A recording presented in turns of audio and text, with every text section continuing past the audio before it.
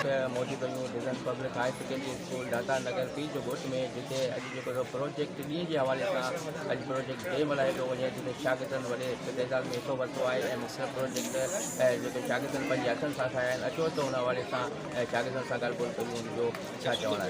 अॼु project day आहे। Project जे हवाले सां असां डिसेंट पब्लिक स्कूल ठातो आहे, पंहिंजी महिनत सां ठातो आहे। असां ग्रुप में टे हुआसीं, टिनिनि ॼणा महिनत सां करे ठातो आहे।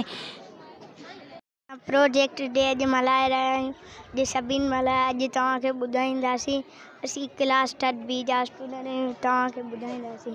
ये है 6531 क्लास असांजी आहे 3B। अस्सलाम वालेकुम। जीअं त असांजो अॼु असां ॾींहुं मल्हाए रहिया आहियूं।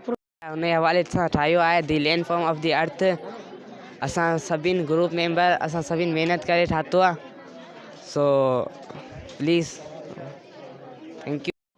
असांजो अॼु प्रोजेक्ट डे आहे। जीअं त असां प्रोजेक्ट मल्हाए रहिया आहियूं, ऐं हाणे तव्हांखे ॿुधाईंदुसि त असां हिन में फिट कीअं कयो आहे।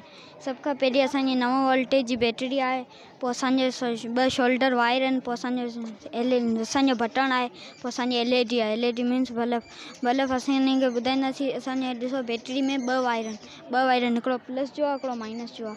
प्लस जो या माइनस जो ॿिन्हिनि मां को बि हिकु वायर खणी पाण बटण जी पिन में हणंदासीं ऐं ॿियो वायर पाण डायरेक्ट छॾींदासीं। ऐं वरी LED जा 2 वायर आहिनि, हिकिड़ो प्लस जो, हिकिड़ो माइनस जो। प्लस जो पाण हयां वरी उन LED जो प्लस जो वायर ई मथे हणंदासीं ऐं LED जो जेको आहे माइनस जो वायर उन सां मिलाए छॾींदासीं। प्रोजेक्ट जे हवाले सां असेनी डिसेरी ऑर्डर। हिन में छा थींदो? 1 2 3 4 5 6 7 8 9। असेंडिंग ऑर्डर कहिड़ो हूंदो आहे? असेनी इहो त हूंदो 1 2 डिसेंडिंग वारो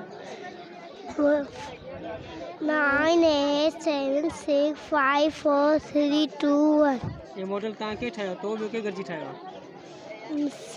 टीचर ठाहियो। तव्हां ठाहियो न? अस्सलाम वालेकुम, मुंहिंजो नालो शहबाज़ आहे। जीअं त अॼु असीं प्रोजेक्ट डे मल्हाए रहिया आहियूं, जीअं असांजो प्रोजेक्ट ठाहियो थी ऐं कार्बन एक्सोट्रैप ऑफ कार्बन जे कार्बन जो ॿियो रूप असां ठाहियो हुआसीं। ऐं असांखे पहिरीं ख़बर कोन हुई त कार्बन जा कहिड़ा रूप आहिनि, कीअं आहिनि। ऐं कार्बन जा 3 टाइप्स हुआ, जंहिंमें बकीबाल हुओ, डायमंड हुओ एंड ग्रीफाइट हुओ। ऐं उन में लाइट कंहिं मां गुज़री वई ऐं कंहिं मां न गुज़री सघी। ऐं 2 जेका हुआ उन मां लाइट न गुज़री सघी, उहा बेड कंडक्टर ऑफ इलेक्ट्रिसिटी हुआ। ऐं हिकिड़ो उहो जेको ग्रीफाइट हुओ, जंहिंमां लाइट क्रॉस थी वई। जी बिल्कुलु। जीअं त जेको प्रोजेक्ट डे जे हवाले सां जेको हिन वक़्तु तक़रीबन शागिर्दनि जेको हुते हिसो वरितो आहे design public higher secondary school Data Nagar P जो ॻोठ में, जेको मुख़्तलिफ़ शागिर्दनि मुख़्तलिफ़ पंहिंजे हथनि सां प्रोजेक्ट ठाहिया, कंहिं स्कूल ठाहिया, कंहिं पार्क ठाहिया, कंहिं पंहिंजो हॉस्पिटलूं ठाहियूं। उन खां अलावा मुख़्तलिफ़ पंहिंजो जेको इलेक्ट्रिक जे हवाले सां, साइंस जे हवाले सां उन्हनि मुख़्तलिफ़ प्रोजेक्ट ठाहिया। ॿारनि सां बि असांजी ॻाल्हि ॿोल थी। उन्हनि चयो अॼु प्रोजेक्ट डे जे हवाले सां अॼु सॼियूं तयारियूं असां कयूं, असां पंहिंजे महिनत ऐं जोश सां हवाले सां सॼी महिनतूं असां कयूं। कैमरामैन सां गॾु मलक मंज़ूर, सोच TV, ठटो।